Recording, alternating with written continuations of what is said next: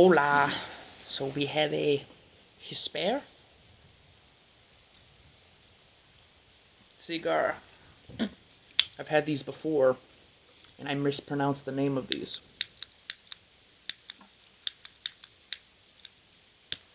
And I thought they were Gisbert, but the actual G and the T are silent in Spanish. So it's actually Hisper. And it's a Nicaraguan. It's a Gisper Intenso Nicaragua, established in 1840. And this looks like a box pressed type of cigar. Yep. It's a little cold out here. Getting ready for the season of New York State over here, and it's cold.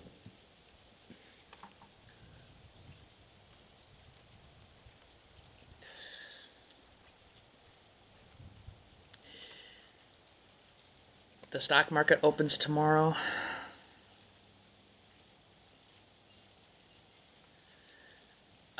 And yeah, there's a lot of stuff.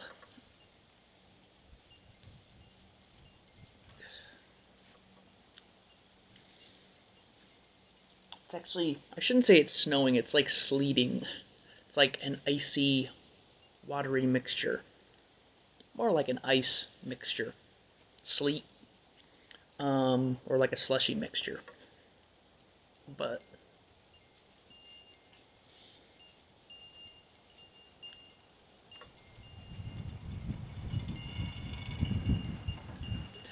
it's very windy out here.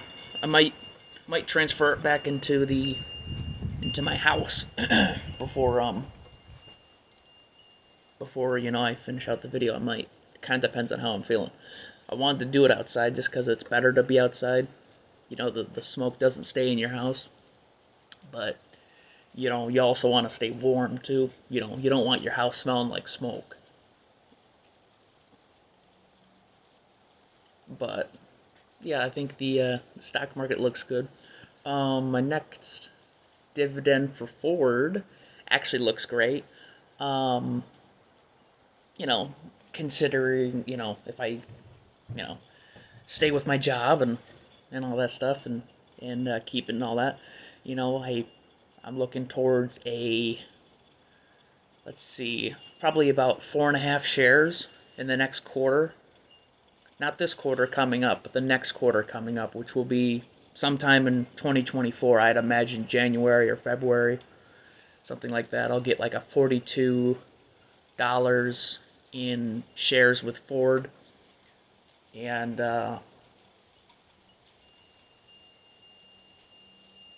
it increases each time you have more shares because it goes by the amount of shares that you have.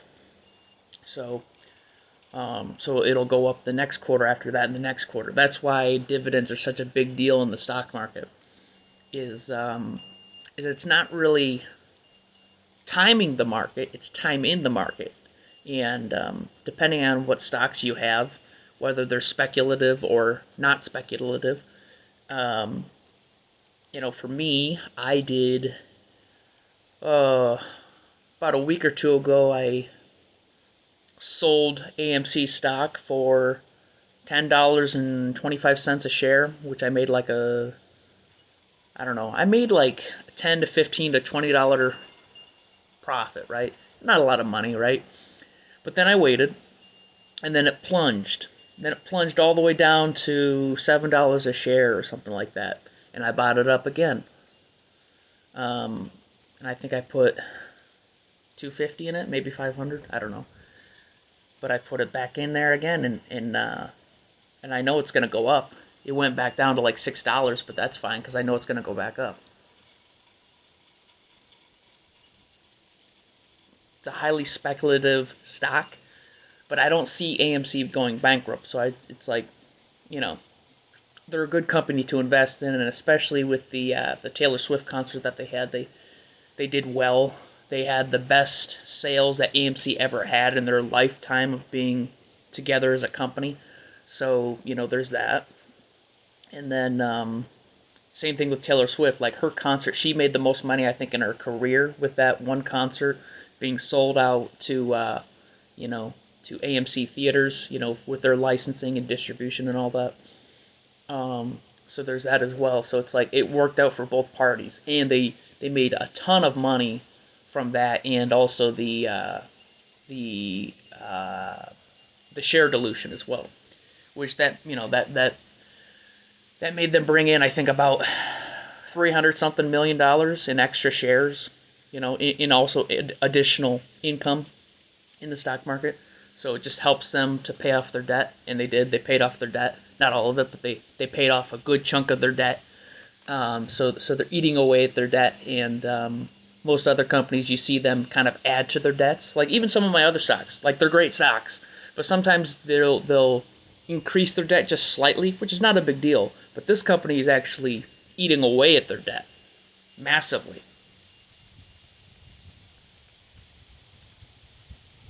And those are all the things you got to look for when you're buying a stock. Because it's not really stock, even though it is a stock. It's a company that you're buying. And you have to believe in yourself that that company is going to do well. Um, I don't care what anybody says. I originally thought, that Hulu, Netflix, Google, these streaming services and companies and stuff. It's like, yeah, people want to do that, stay home, but there's a lot of people you'd be surprised that actually want to go out in public and want to go and see a movie. Like sometimes I want to go and see a movie out in public, right? Even though I could just as easily buy it, at my on the Xbox Live store, with Microsoft on my Xbox, right? Like I could, there's people that want to do that. There's people that want to go to a movie theater still. They're still traditionalists. I don't care what anybody says. I don't think the movie theater will ever fully go bankrupt. I don't think that'll ever happen. Because I think that there's going to be things that are going to be exclusive to movie theaters and not on streaming services. There just is. There's just some things that they can get that streaming services can't get the licensing to.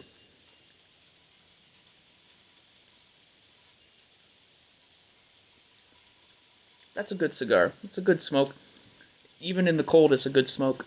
You can tell a cigar is good when it even smokes well in the cold. It's about 30 something degrees right now. But that's how you can tell it's a good cigar. It smokes well in the cold, and it keeps it staying ignited.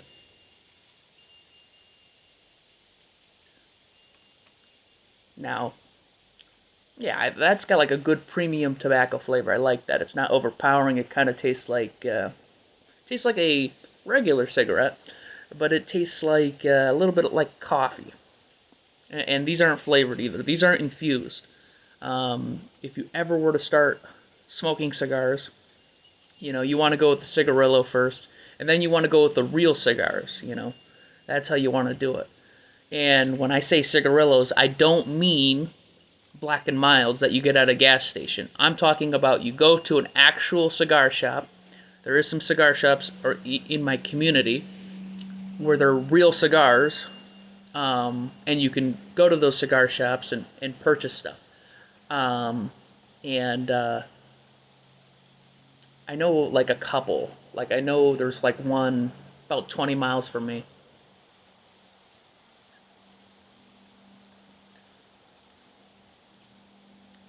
If you want to taste real tobacco, that is. Like if you don't care and you just want to smoke something, then sure, have a gas station cigar. It's not going to be the same experience. It just isn't. It's not going to be the same experience.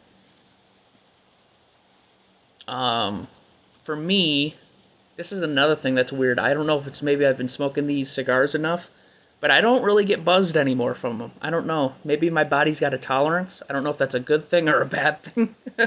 But I don't get buzzed from them. Like I don't get dizzy. You know, I don't know. Maybe my body's got kind of used to them. Again, I don't know if that's a good thing or a bad thing. Um,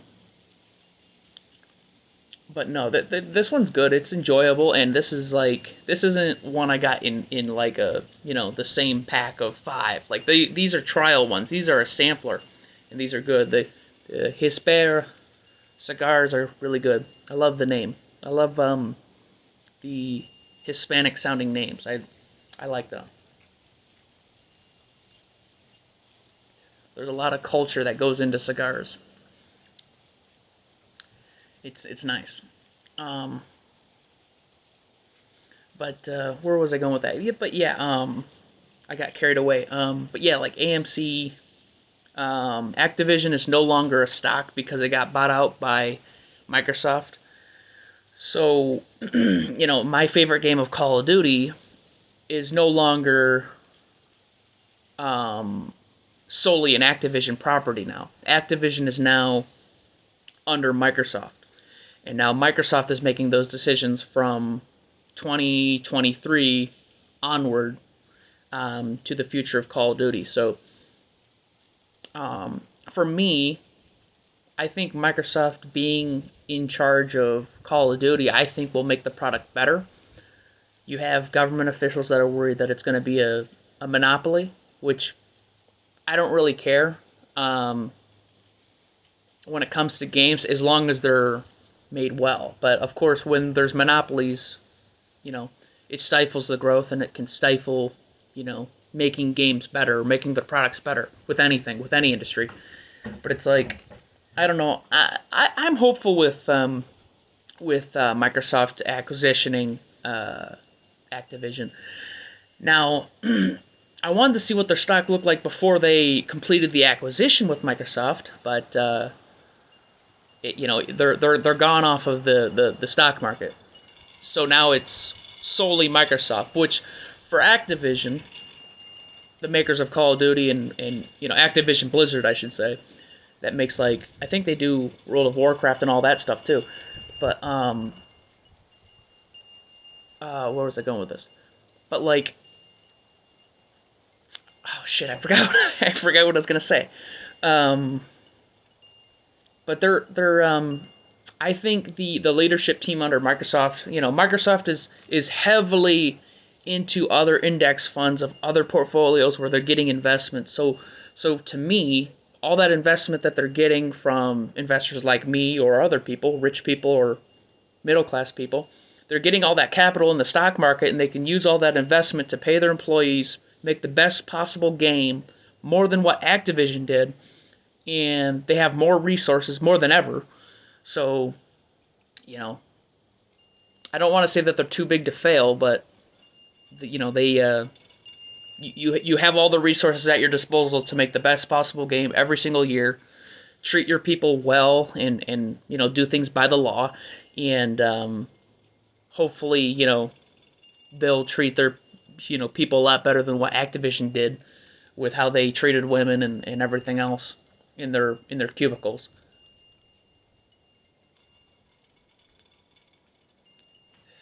And I don't know. I'm hopeful on. I mean, it can't be any worse than Activision. Activision used to be good. I remember the OG Call of Duty days when it used to be good. It's slipped for sure. But this latest one I've played and I like it. Other people complain about it, say it's too close of matches and the skill based matchmaking. I don't have a problem with that because I'm not a shitty player.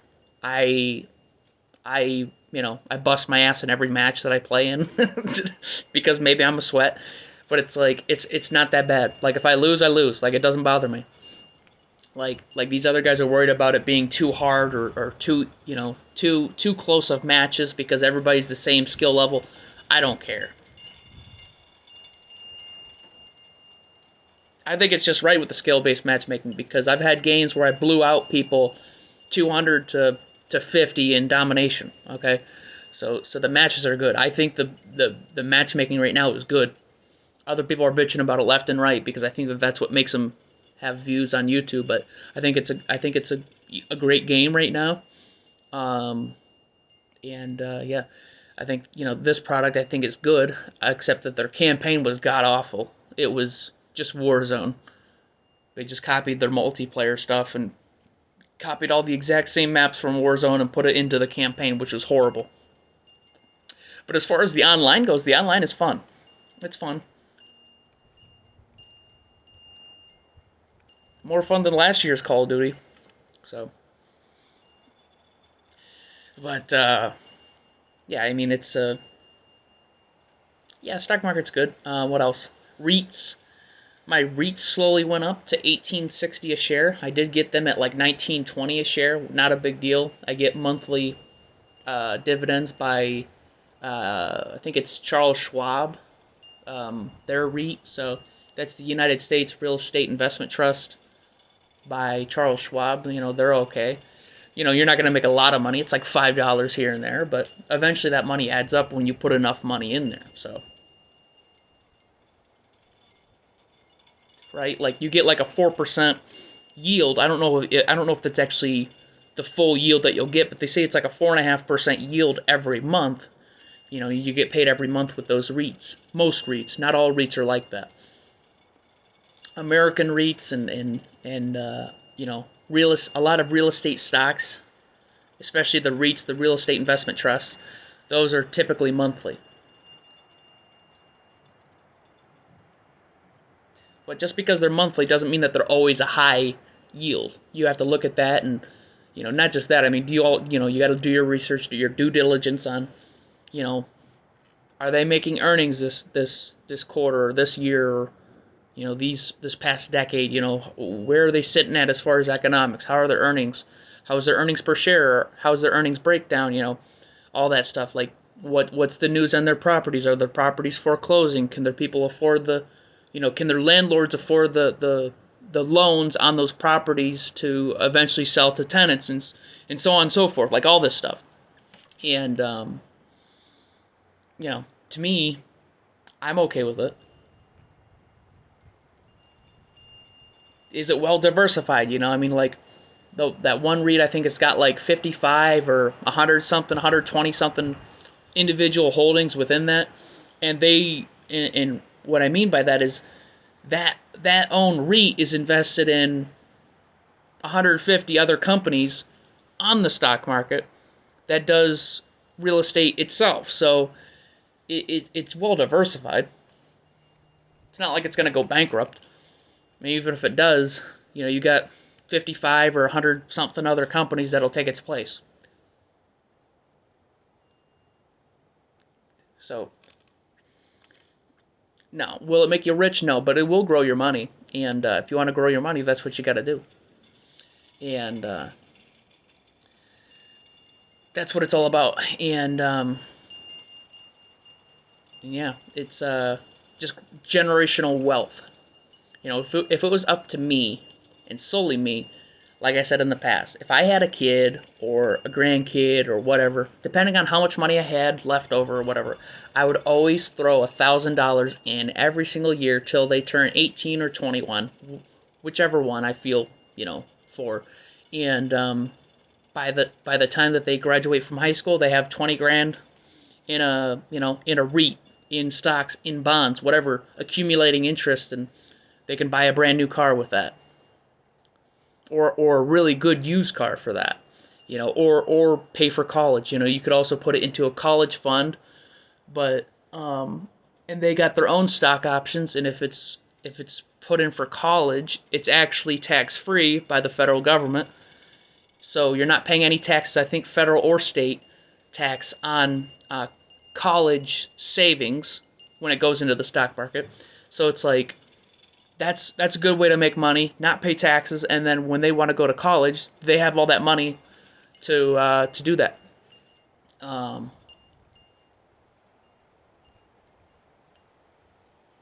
so there's that too. Like, and believe me, like I'm just your average middle class person. But yeah, there's some things you can learn. Just Google search it. That's all you gotta do. You know, I like all that stuff. I like diving into money. You know, But if you can ever scrape by and get, you know, and you can afford to donate $1,000 every year to a grandkid, your own son, daughter, whatever, nephew, niece, whatever, and you can do that, and they're okay with it, throw $1,000 down every single year, either on their birthday or just maybe once a year. Do that for 18 years.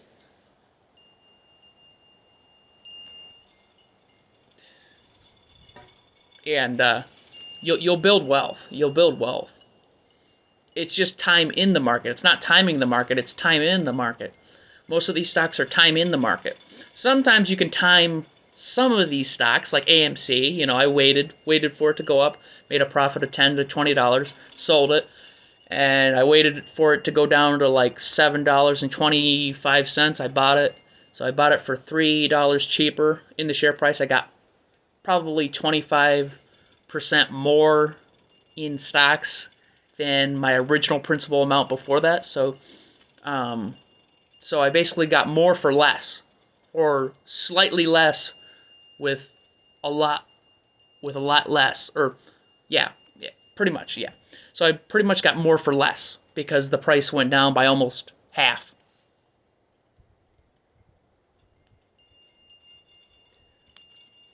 So it's like,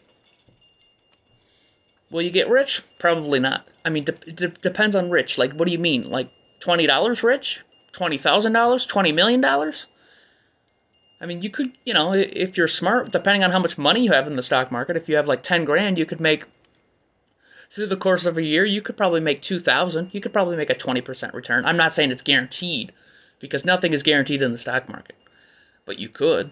You could theoretically, if it goes real well, depending on the dividends and the stock prices and all that stuff. You can make anywhere on a $10,000 principal amount. You could make 1,000, 900 to 1,500 or 2,000. Depends. It all depends.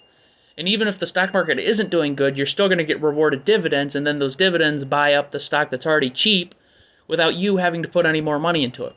Or you could pocket it, which for me, I think that's stupid.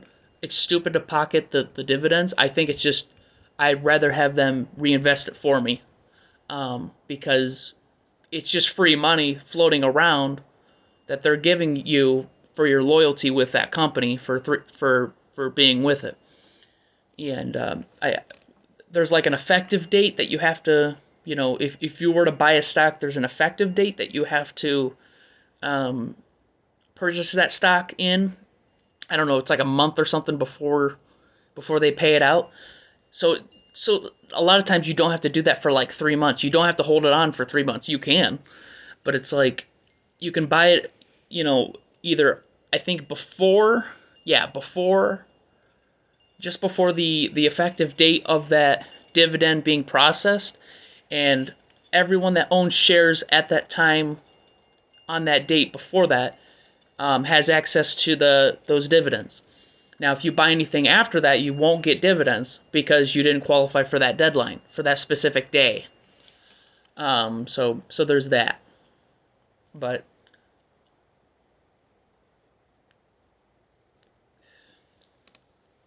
that's like if you were to buy a stock and you had it for like a month. As long as you did it within that period, then you'll be fine.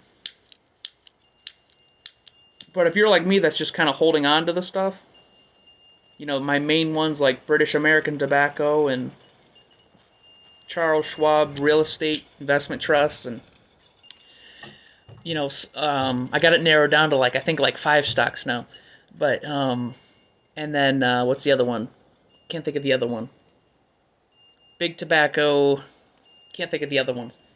But AMC. AMC even went down all the way down to $6 a share, which I want to buy even more of. But no, it's and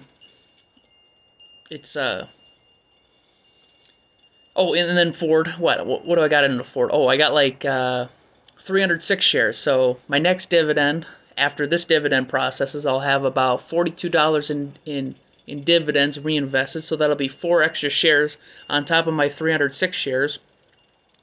And then I'll have 310, 311, 312 shares and you know, and yeah, and you know, Ford's a good stock. It's not going to go bankrupt. It's a good stable stock and good dividend returns of about 12% right now. It just increased to like 12.22% last time I checked on Robinhood. So so there's money to be had, you know.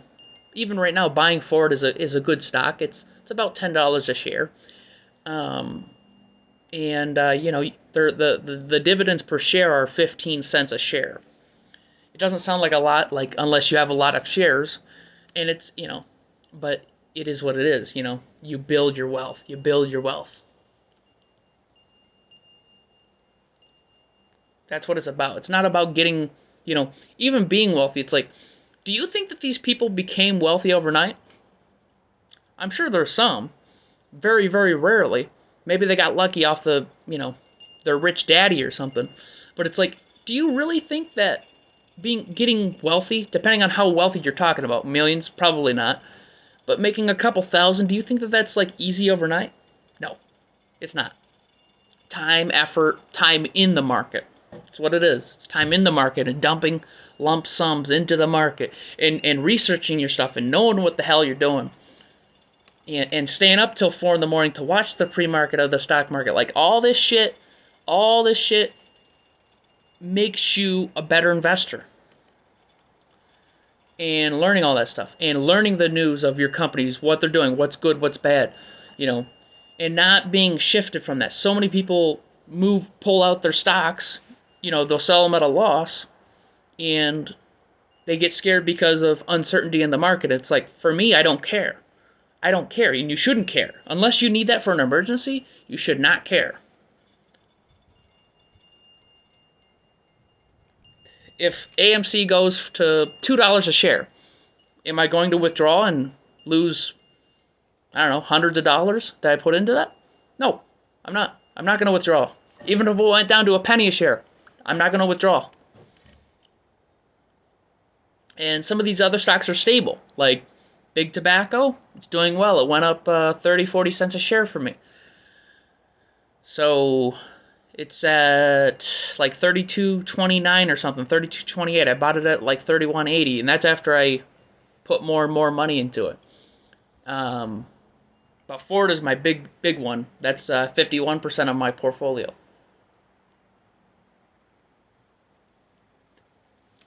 But I'm confident in the stocks that I got. Like they're not like stocks that you've never heard of, that you can't explain to people, that you can't explain the news. Like if you don't know what the hell that company's doing and you don't know what they produce, what they make, how their earnings are doing, then you should not be in the stock market. And for me, like I know what all the companies that I'm investing in are doing, pretty much, you know. And it's not hard. It's just the Google search. That's it. Just the Google search. But yeah, life's good, and peace.